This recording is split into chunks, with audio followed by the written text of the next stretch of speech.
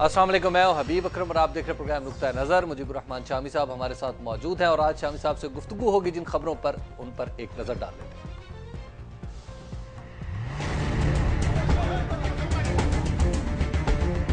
मैं डरता नहीं हूँ, मैं सिर्फ अल्लाह ताला की जात से डरता हूँ, मैं किसी और से नहीं डरता।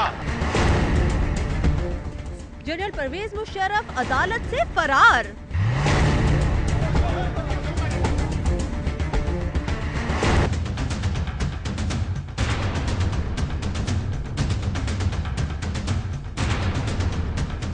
सदर का चीफ इलेक्शन कमिश्नर को फोन, सियासी रहनुमाओं की हिफाजत पर तबादला ख्याल। इलेक्शन कमीशन के इजलास में बैरून मुल्क पाकिस्तानियों को वोट के इस्तेमाल का हक देने के लिए ऑर्डिनेंस जारी कराने का फैसला।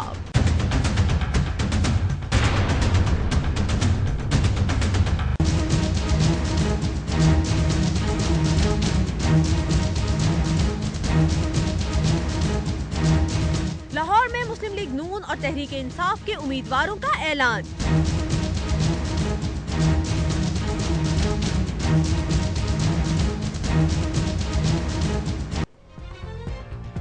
जी, आपने देखी खबरें। जनरल मुशर्रफ के फरार की खबर सबसे बड़ी थी, लेकिन ताज़ा तरीन खबर आ गई है शामी साहब के राजा परवेज अशरफ साहब के जो कागजात नामजदगी हैं उन्हें मशरूत तौर पर अदालत ने बहाल कर दी। चलिए, राजा साहब को भी मुबारक हो। भाई वो तो खुल्लम खुल्ला कह रहे थे कि जनाब मेरा तो कोई मुकदमा ऐसा नहीं है मेरे खिलाफ, जो फैसला हुआ हो। अल्जामात ही अल्जामात हैं। तो अगर अल्जामात की बुनियाद पर लोगों को नाअहल करार देना है तो फिर बहुत से और भी साबिक वज़ीर आज़म मौजूद हैं बकौल उनके।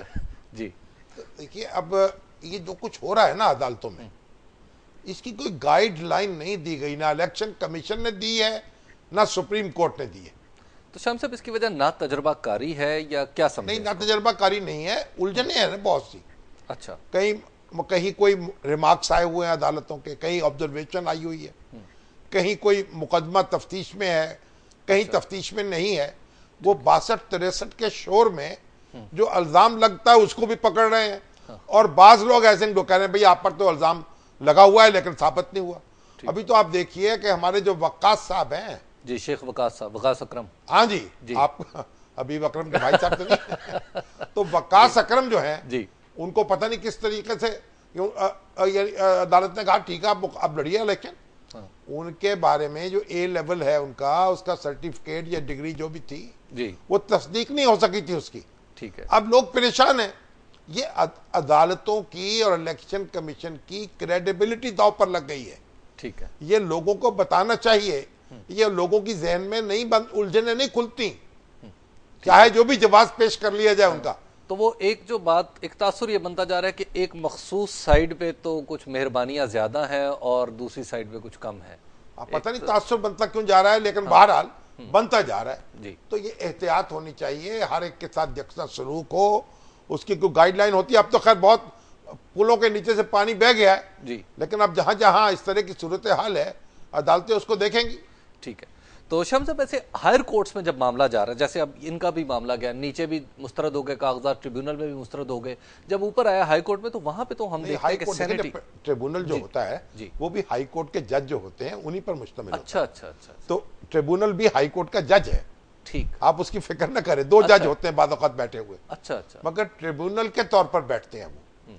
और हाई कोर्ट का जो जज है फिर उसके सामने आप पिटीशन ले जा सकते हैं रिट के तौर पर, ठीक है। तो वो उसको सुन सकता है, उस पर हुक्म जारी कर सकता है। अच्छा। आम तौर पर अदालतें जो हैं गुरेज करती हैं इलेक्शन के प्रोसेस में मुदाखलत से। और इंडिया में भी ये रवायत है कि जब इलेक्शन शेड्यूल का ऐलान हो जाए फिर अदालतें रिट ज्यूरिसडिक्शन एक्सरसाइज नहीं करती इलेक्शन से मुतल्लिका मामलात में। लेकिन यहाँ तो क्योंकि उलझाव बहुत है, कन्फ्यूजन बहुत है, इसलिए अगर अदालतें भी हाथ में हाथ रख के बैठ जाए तो पता नहीं क्या कोहराम मच जाए। तो शामी साहब, और फिर अदालतों में जब लोग जाते हैं फिर फरार भी तो हो जाते हैं ना शामी साहब वहां से। वो तो देखिए, जनरल परवेज मुशर्रफ साहब हैं, उन पर मुकदमा कायम हुआ है कि जनाब वो जजों को नजरबंद रखा था उन्होंने, ठीक है, और उसके वो कार्रवाई हो रही। जब ये पीसीओ आया ना, जी जी, या इमरजेंसी प्लस जिसे कहते हैं आप, जी जी, वो नाफिज हुई, जिन जजों ने हलफ नहीं उठाया उनको पकड़ के उन्होंने उनके घरों में नजरबंद कर दिया। अब उस पर ये एक बड़ी गैर आईनी कार्रवाई थी, उसके खिलाफ उनके ऊपर मुकदमा चल रहा है। अब अदालत ने उनकी जो जमानत थी कबल गिरफ्तारी उसको कंफर्म नहीं किया। वो कंफर्म नहीं किया, वो अपने घर चले गए। अब वो फरार हुए हैं या टहलते हुए चले गए हैं जी, ये बात, इस बारे में तो कुछ नहीं कह सकते। लेकिन उनके ऊपर एक बट्टा जरूर लग गया। उनको देखिए लीडराना शान जो है ना, उसमें तो ये होता है कि आप बड़े फखरिया अंदाज में गिरफ्तारी पेश करते हैं। ठीक है। तो अगर परवेज मुशर्रफ साहब को गिरफ्तार करने वाला वहां मौजूद था तो उनको गिरफ्तारी पेश कर देनी चाहिए थी। वहां से चोरों की तरह भागने की जरूरत नहीं थी। ठीक है। लेकिन एक बात और भी मद्देनजर रखनी चाहिए कि बाद औकात एक मुकदमा पेश होता है लेकिन उसके हवाले से गिरफ्तार करने वाली पुलिस मौजूद नहीं होती। ठीक है।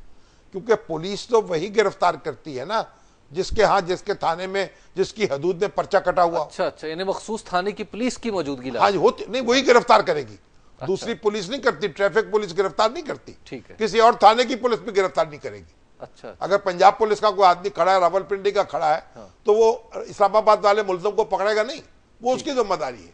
अच्छा। अब अदालत ने जो अपना हुक्म लिखवाया है जी, उसमें उनके फरार को या उनकी तशरीफ ले जाने को, हाँ। वो भी कहा कि ये भी एक जुर्म है।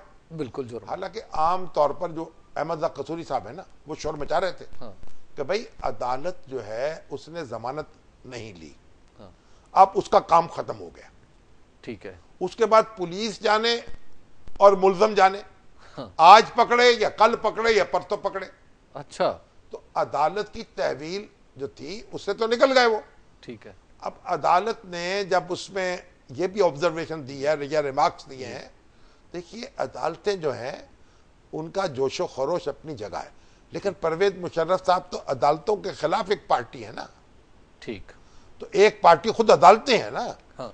एग्रीव पार्टी जो है, तो इसलिए एहतियात करनी चाहिए। परवेज मुशर्रफ साहब को पुलिस का काम है गिरफ्तार करना। अच्छा। अदालतें मुकदमा दर मुकदमा ना भी कायम करेंगी जी, तब भी ये प्रोसेस यूं चलता रहेगा। ठीक है। लेकिन शाह साहब, अब एक शख्स जो है उसको कानून का सामना है, फिर उसके लोग उसको गाड़ी में बिठाते हैं और लेके घर चले जाते हैं। कोई बात नहीं। अच्छा, इसमें पुलिस घर जा रहे हैं ना, कहीं और तो नहीं गया, घर गया है, वहां पुलिस को चाहिए गिरफ्तार कर ले जाके। अच्छा, और पुलिस उसको गिरफ्तार यानी इसको हम अदालत से फरार नहीं करार दे सकते। नहीं, फरार तो नहीं करार दे सकते। अगर खड़े रहते तो उनकी जरा इज्जत में इजाफा हो जाता। ठीक है। अब वो वहां से खिसक लिए, यूं कह लीजिए। अब देखिए, अब होता यह है कि वही जो घर है इनका, उसको भी सब जेल करार दिया जा सकता है और वहीं उनको पाबंद किया जा सकता है, जेल का अमला बैठ सकता है, वही घर उनके लिए कैद खाना बन जाएगा। ठीक है, ऐसी मिसालें मौजूद हैं। शामी साहब, किस किस को तकलीफ हो रही होगी इस्लामाबाद में और गर्दोनवा में? नहीं, किसको भी तकलीफ नहीं हो रही होगी। जनरल मुशर्रफ इसी बायस तो कत्ले आशिका से मना करते थे, अब अकेले फिर रहे हो यूस में बेकारवा होकर। देखिए, जब रिटायर हो जाता है ना आर्मी चीफ, तो फिर उसमें और आप में कोई फर्क नहीं होता। अच्छा, मुझ में चलिए ठीक, फिर आम सिविलियन होता है। अच्छा, आपको याद होगा कि जनाब टिक्का खान जो थे, जी, वो भी पीपल्स पार्टी में थे ना, उनके जनरल सेक्रेटरी थे। बिल्कुल। और जुलूस निकाला उन्होंने, तो जनाब जनरल मोहम्मद ज़ियाउल हक साहब ने जी उनको भी जनाब हाउस अरेस्ट कर दिया। अच्छा, टिक्का खान जैसे चीफ ऑफ आर्मी स्टाफ को। ठीक है। तो ये चीफ ऑफ आर्मी स्टाफ जो है, ये फौज की जिम्मेदारी नहीं है उसकी हिफाजत करना। अच्छा, यानी बाद मर्ग हिफाजत जो है वो फौज की जिम्मेदारी नहीं है। शाम साहब, वक्त हो गया एक ब्रेक का। ब्रेक के बाद हम गुफ्तगू यहीं से आगे बढ़ाएंगे। आप देखते रहिए नुक्ता नज़र।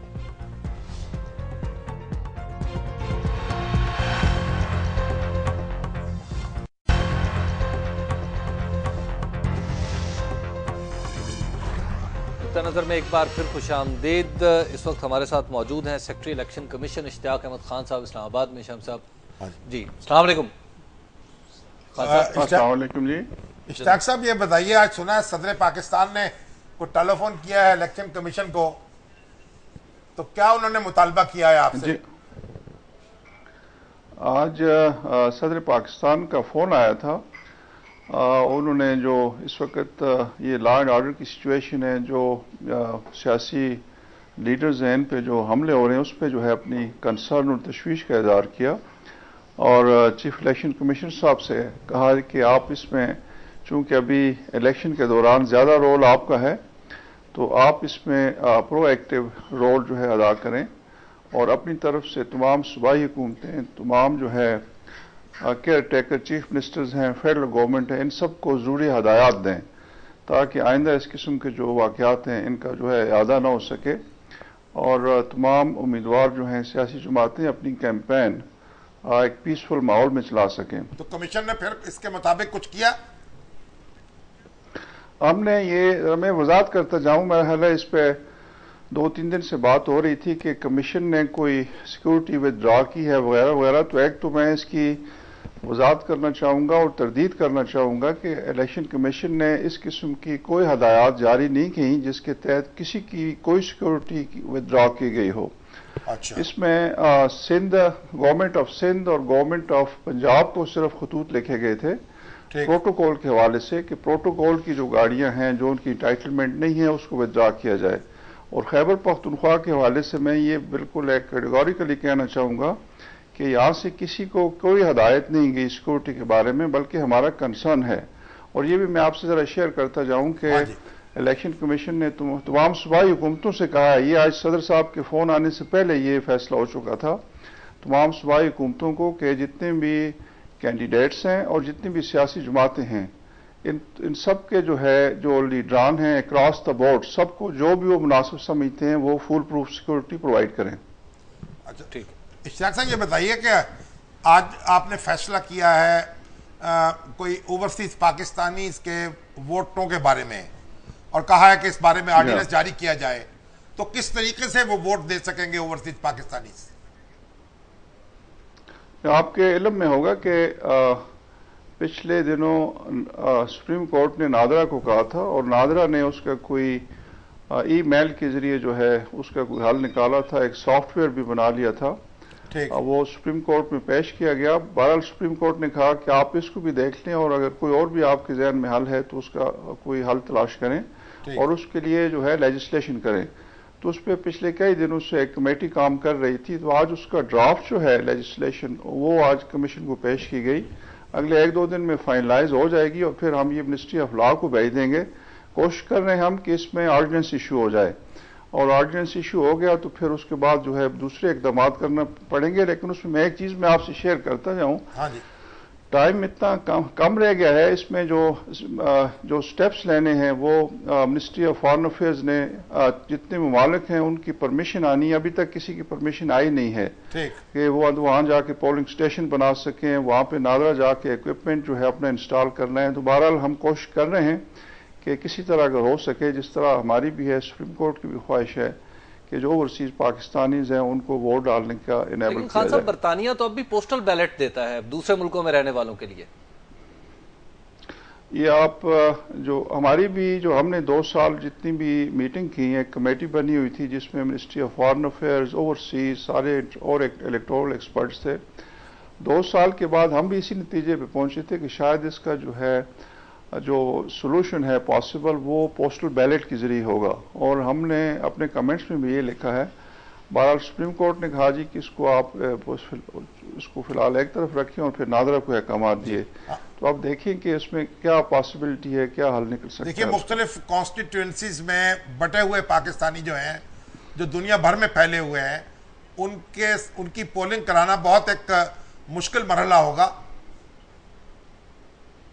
ये आप ठीक कह रहे हैं, इसमें बहुत से एडमिनिस्ट्रेटिव, फाइनेंशियल, लीगल, पॉलिटिकल जो हैं, जिस तरह वो मैं 1-2 दफ़ा पहले भी जिक्र किया है कि जिस तरह ज़्यादा कंसंट्रेशन इनकी मिडिल ईस्ट में है, सऊदी अरब में कुछ 17 लाख हैं, यूनाइटेड अरब एमिरेट्स में 13 लाख हैं।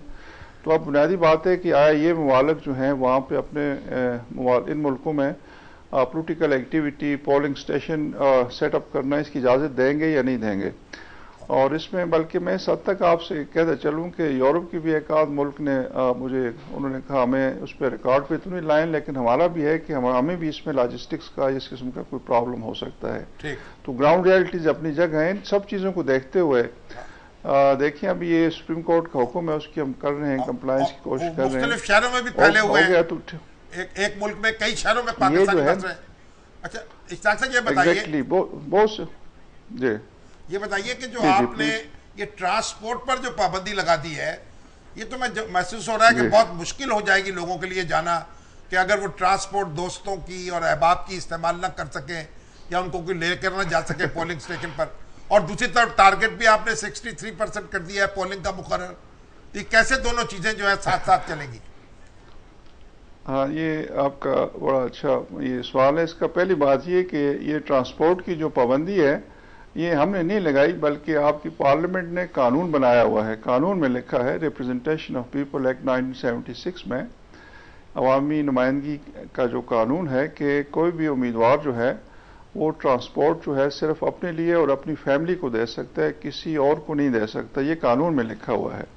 दूसरा, सुप्रीम कोर्ट में एक पिटीशन दाखिल हुई थी तो उन्होंने भी इसको फिर दोबारा जो है इसका इआदा कर लिया था। तो ये सिर्फ कानून में लिखा हुआ है। और जब हमारी ये डिस्कशन हो रही थी सेनेट की special committee on electoral issues, उसमें ये इशू उठा था, तो हमने गुजारिश की थी जी कि आप समझते हैं कि अगर इसमें कोई मसला है तो इसको अमेंड कर लें, लेकिन इस वक्त जो कानून है वो ही मौजूद है और उसी पे जो है अमल दरामद की कोशिश। इस पर अमल नहीं हुआ आज तक, इसलिए इसकी कोई परेशानी नहीं हुई किसी को। ब्रेक का वक्त भी आ गया, फिर तो ब्रेक ले लेते हैं। ब्रेक के बाद गुफ्तगू थोड़ी सी आगे बढ़ा लेंगे। आप देखते रहिए नुक्ता नज़र।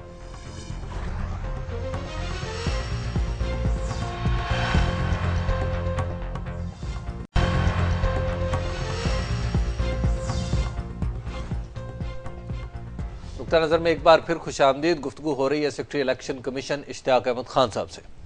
इश्तियाक साहब, ये आपने जो पाबंदी लगाई है कि इस्लाम के नाम पर वोट नहीं मांगे जा सकते, अगरचे हमारी राय तो यही है कि इस्लाम के नाम पर वोट मांगे जाएं, तो इसका मतलब यह है कि आपका मुकाबिल हरीफ जो है उम्मीदवार वो गैर मुस्लिम हो गया। लेकिन इसको आप कैसे वजाहत करते हैं, इससे जरूरत क्या पेश हुई आपको?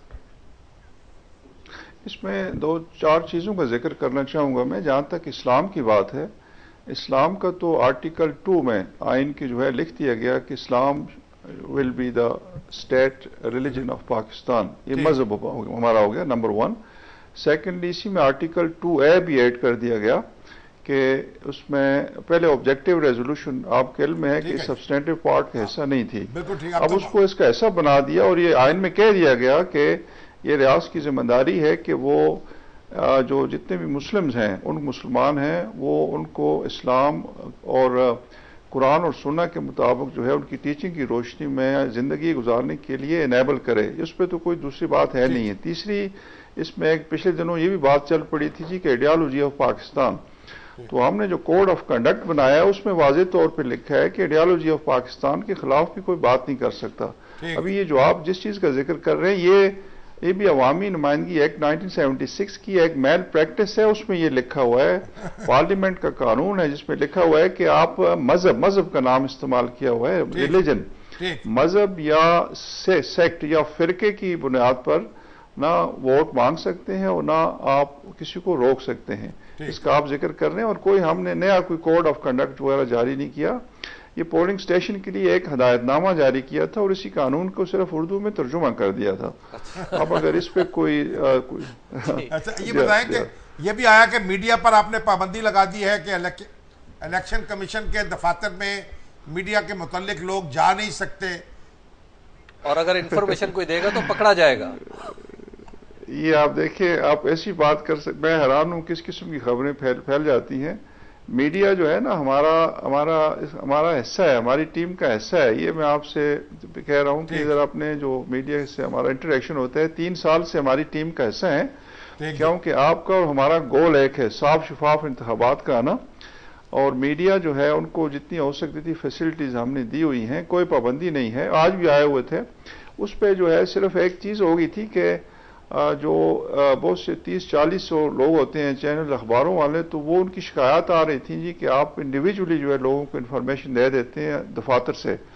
कोई एक कमरे में जा रहे थे, कोई दूसरे कमरे में जा रहे थे, तो उन्होंने कहा जी कि ये कमरों में इनको न छोड़ें, बल्कि कलेक्टिवली आप हमने उस पर कहा कि आप बजाय कमरों में जाके तो उनको एक कमरा उनके लिए मुख्तस हो जाना चाहिए। उनके लिए हमने एक कमरा नहीं, हमने एक बार उनके लिए बार जगह बनाई है, एक अंदर वेटिंग रूम बन रहा है, एक कमरा उनके लिए लादा मखसूस किया हुआ है, लाइब्रेरी उनको दी हुई है, हमने कुछ 4 जगह उनको दी हुई है। कोई उसमें मसला नहीं है उसमें। इसके बावजूद इतनी शिकायत हो गई। हाँ जी, शिकायत होंगी। और मैं बल्कि आपसे भी गुजारिश करूंगा, आप भी किसी वक्त तशरीफ लाएं ना, आपको दिखाएं ये सारी चीजें। ठीक है, बहुत मेहरबानी जी, बहुत शुक्रिया आपका। इश्तियाक अहमद खान साहब, सेक्रेटरी इलेक्शन कमीशन, हमारे साथ मौजूद थे। शामी साहब, वो बहुत सारी खबरें जो छपी थी वो लग रहा है बेमानी हो गई। आपको पता है कि खबरें कैसी बनती हैं? नजम सेठी साहब जो है हमारे निगरान वज़ीर आला, जो माशाल्लाह खुद भी एक एडिटर हैं, पुराने अखबार नवीस है, उनके बारे में एक उन्हीं के अखबार में, जिस ग्रुप से वो ताल्लुक है उनका, उसी अखबार में खबर छपी कि उन्होंने एक जगह कहा है कि ISI मुझे कत्ल कराना चाहती है। और फिर उसके बाद उन्होंने ISI, ये खबर ISI वालों को पहुंच गई, तो उन्होंने फिर वजाहत के लिए वहां फोन किया। तो जिस आदमी ने अटेंड किया उसने कहा अभी तो मैं अटेंड कर रहा हूँ, आइंदा से आप टेलीफोन करने की जरूरत ना कीजिएगा यहाँ। अच्छा। और जब हम सेठी साहब से मिले कि हुजूर क्या हुआ, ISI आपके पीछे को पड़ गई और आपको क्या खतरा लाक हो गया, तो उन्होंने कहा खुदा की कसम है इसमें एक जर्रा बराबर भी सच नहीं है। और ये भी कमाल की बात है कि सेठी साहब कह रहे हैं खुदा की कसम है। यानी खुदा सिर्फ हमारा आपका तो नहीं है, उनका भी तो है। ठीक है। देखा, उन्होंने कहा जनाब इसमें ना मैंने ISI का कहीं जिक्र किया, ना कोई मीटिंग ऐसी हुई, ना मैंने ये खदशे का इजहार किया, ना मैंने उसके दफ्तर में टेलीफोन किया, और ना ही मुझे ये बताया गया। तो अब सारी बात, उनका एक बात भी दुरुस्त नहीं है और रोजाना इस तरह की खबरें छपती हैं। अब तो मैंने सब्र कर लिया कि तरदीद करने की भी जरूरत नहीं है। शामी साहब, लाहौर में जो पॉलिटिकल पार्टीज ने अपनी लिस्ट जारी की, उम्मीद अखबार नवीसों के कमालात खत्म हो गए। मेरा ख्याल इन कमालात को आगे हमारे मुनीब फारूक साहब हैं, जी जी, उनके जूनियर, जी जी, सेठी साहब के, वो उनके बारे में खबरें छपनी शुरू हो गई। जनाब पोस्टिंग ट्रांसफर ये कर रहे हैं सारी। वो मुनीब, अब अखबार वालों के खाने होते हैं, 2-3 तो हम भी खा चुके हैं सेठी साहब का, और वो हाँ मुनीब साहब वहां भी आने को तैयार नहीं है। अब क्या जनाब मैं घर में अच्छा हूँ, प्रोग्राम बाद में मुलाकात होगी प्रोग्राम में, अभी मुझे माफ कर दीजिए। मेरे भाई बंधुओं से बता दीजिए, कोई कार्टून छाप रहा है, कोई खबरें छाप रहा है, इतने वसूख के साथ और इतना झूठ छप रहा है कि सेठी साहब तो परेशान है कि हो क्या रहा है। हुक्मरानों की कुर्बत भी खतरनाक उनको पता। अब एक अखबार नवीस जो है, जब वो हुक्मरान बनता है फिर उसको पता हो कि अखबार नवीस हुक्मरानों के साथ क्या करते हैं। वैसे शामी साहब, शुक्र है कि आपने निगरान वजारत से इनकार कर दिया। नहीं, फिर तो मेरे साथ तो ऐसा नहीं होता। नहीं, मेरे साथ तो ऐसा ही होता। जी, जो उम्मीदवारों की बात हम कर रहे थे, भाई उम्मीदवार जो है ना जी, ये तो पीपल्स अपना PTI के भी आ गए, PMLN के भी आ गए, मुस्लिम लीग नून के भी आ गए। हाँ जी। अब जो लाहौर में जो आए हैं उम्मीदवार, वो तो इमरान खान ने कहा पहले नौजवान पेश कर रहा हूं मैं आपकी खिदमत, तो अच्छे उम्मीदवार भी हैं, अच्छे उसमें नेकनाम लोग हैं। हामिद खान है, बिल्कुल, वो साद रफीक साहब के मुकाबले में है, लेकिन हामिद खान साहब की अपनी तारीख है अदरिया की, वो बड़ी जिद्दोजहद की उन्होंने मूवमेंट में, और साद रफीक साहब अपनी शान रखते हैं। अपने उनके वालिद साहब भी बहुत बड़े सियासी कारकुन थे और वो खुद भी हैं, तो एक मार्का होगा दोनों में। हाँ, अल्लामा इकबाल के जो पोते हैं वलीद इकबाल, वो जनाब PTI ने उनको भी टिकट दिया है MNA का। बिल्कुल। अच्छा, अब मुस्लिम लीग नून के पास भी तगड़े उम्मीदवार हैं जो पुराने लोग हैं। उनमें से एक तो नसीर भुट्टा साहब को टिकट नहीं मिला MNS में से, और एक हमारे जो है क्या नाम है, उमर सुहेल ज़िया भट्ट को भी नहीं मिला। सुहेल ज़िया भट्ट, अब सुहेल ज़िया भट्ट साहब तो जनाब उनके साथी थे जद्दे के। अब उनका बेटा जो है वो भी राहे हक में कुर्बान हो गया जी, तो वो उसको टिकट भी नहीं मिला। ठीक है, लेकिन अब जो यहाँ जो MPs के टिकट मिले हैं वो कमाल है। शामी साहब, इस कमाल पे फिर हम ब्रेक के बाद बात करते हैं। अभी वक्त हो गया एक ब्रेक का, गुफ्तगू यहीं से शुरू होगी और बाद में हम कोशिश करेंगे कि आपके सवालात भी ले लें, कुछ अगर हमें वक्त मिला तो वो उनकी भी कोशिश होगी। आप देखते रहिए नुक्ता नज़र।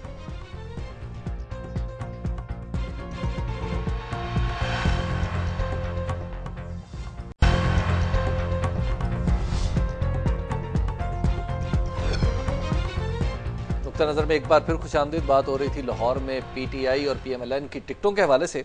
शामी साहब, PTI में अब जब मैं नाम देख रहा हूँ, यास्मीन राशिद हैं, इमरान खान खुद हैं, वलीद इकबाल हैं, अल्लामा इकबाल के पोते हामिद खान साहब हैं, शफकत महमूद साहब हैं।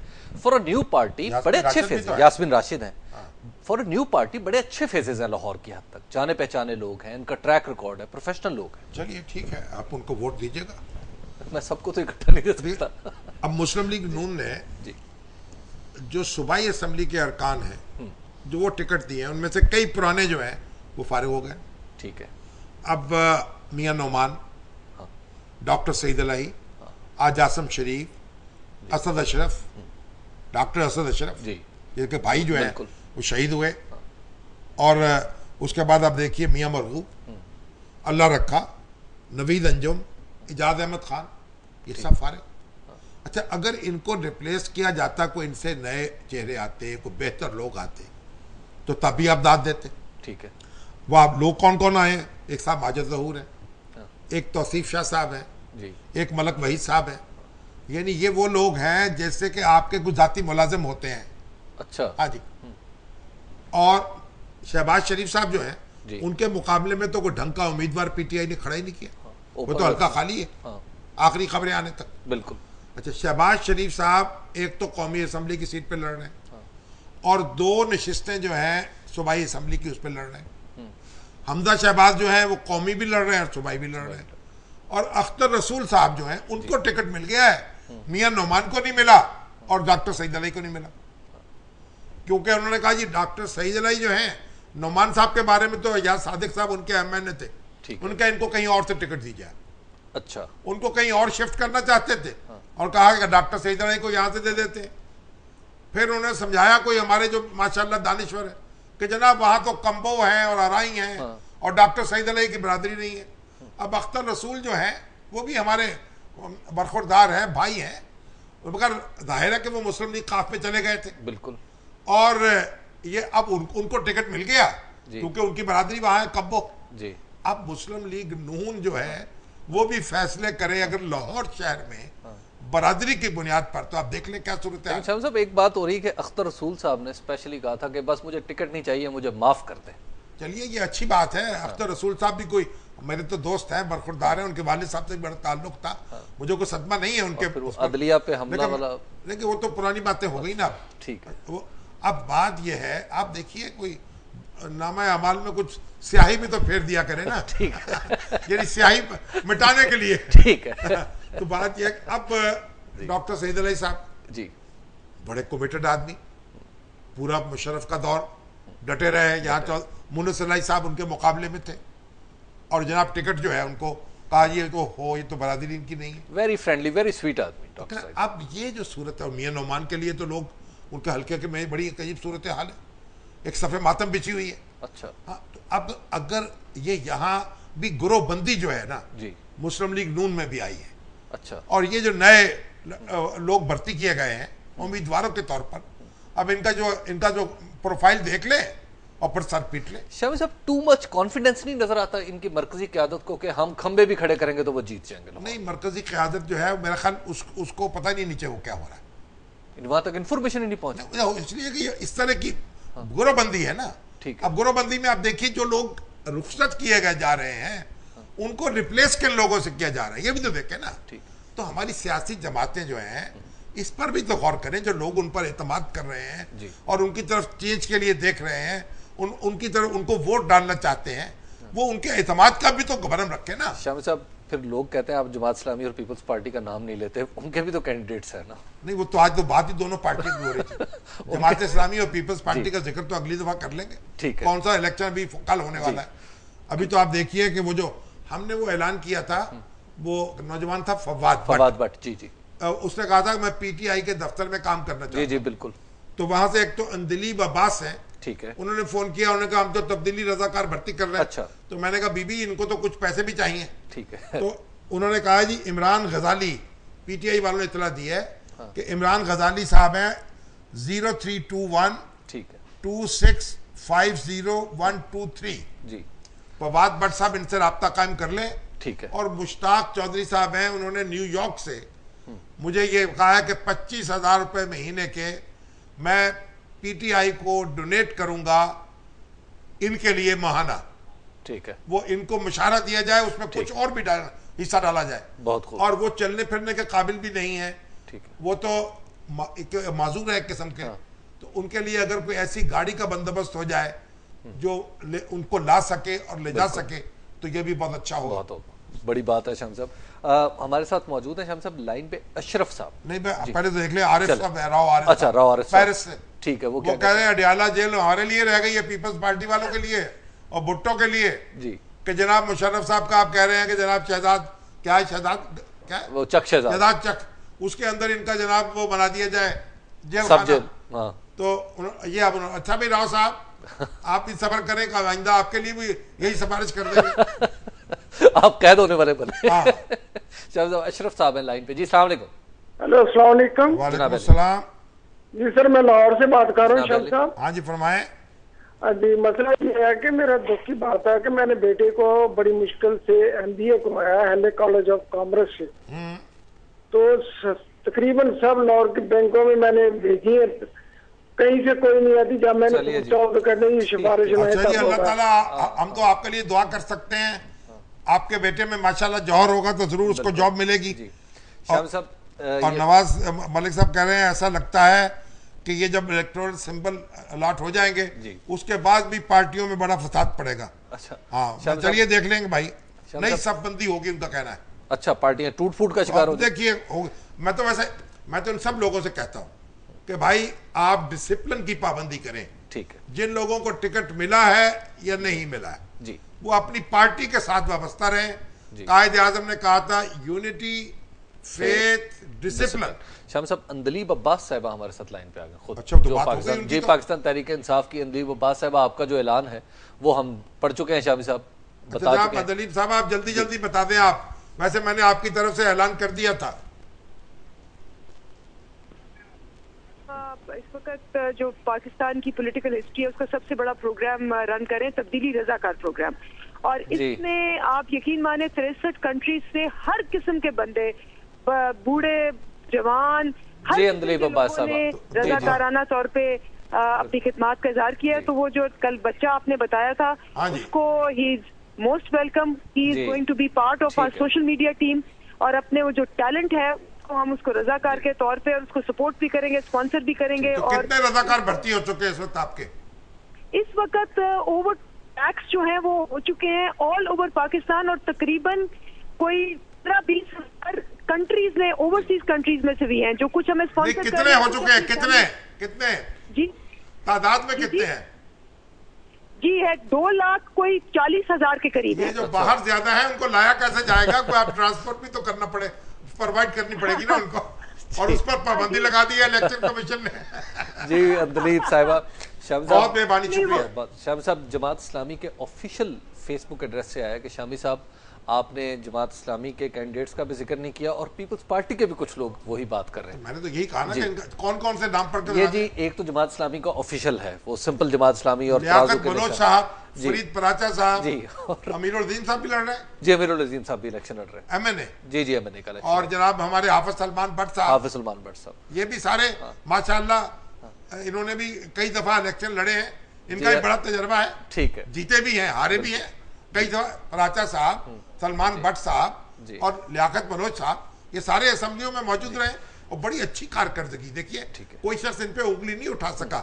इन्होंने कोई ऐसा नाजायज बरात ली हो, कोई किस करप्शन में मुलव्वस हुए हो। जमात इस्लामी के लोग जो है इस हवाले से मुमताज रहे। शामी साहब, वजीर अहमद साहब है, ये तो पीपल्स पार्टी वाले कहाँ गए? वजीर अहमद साहब, पीपल्स पार्टी वालों ने भी इसी तरह का शिकवा किया। ठीक है, वजीर अहमद साहब, पीपल्स पार्टी वालों के बारे में भी गुफ्तगू कर लेंगे। चलो उनको भी फिर हम समीना गुरकी साहबा से शुरू होके और हासिफ हाशमी साहब तक, जिनका कागजात मेरा ख्याल मुस्तरद होगा, उनका बेटा लड़ेगा। जी बिल्कुल, जैसे राजा परवेज अशरफ ने बेटा मैदान में खड़ा किया था। वजीर अहमद साहब पूछ रहे हैं, शामी साहब, जमात इस्लामी या PMLN, जमात इस्लामी या PTI का इत्तेहाद होगा? ये आप उनसे पूछ लें जनाब। ठीक है। शामी साहब, हमारे आज के प्रोग्राम का वक्त खत्म हो गया है और आइंदा हम आपकी खिदमत पे, अपने नाज़रीन की खिदमत पे हाजिर होंगे मंडे को। हमें तब तक के लिए दीजिए इजाजत। खुदा हाफिज़।